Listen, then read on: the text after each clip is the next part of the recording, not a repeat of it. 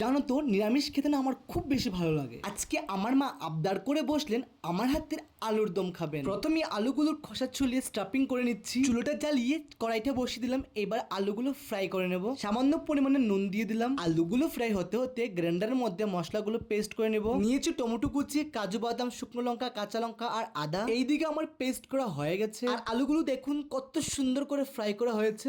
ফোড়ন দিয়ে দিচ্ছি গোটা লঙ্কা, গোটা জিরা আর গোটা গরম মশলা। এইবার পেস্ট করে রাখা মশলাগুলো দিয়ে দিলাম। এইবার একে একে দিয়ে দিচ্ছি গুঁড়ো মশলা, হলুদের গুঁড়ো, লঙ্কার গুঁড়ো, জিরার গুঁড়ো, ধনিয়ার গুঁড়ো আর স্বাদ মতো লবণ। এবার মশলার মধ্যে ভেজে রাখা আলুগুলো দিয়ে ভালো করে কষাবো। দিয়ে দিলাম টক দই পরিমাণ মতো।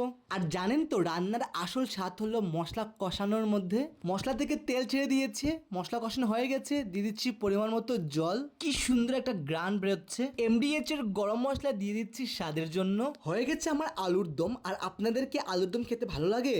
আমার ভিডিওটা কেমন লাগলো কমেন্টে জানাবেন। আর অপেক্ষায় থাকবেন কিন্তু সুন্দর আরেকটা ভিডিওর।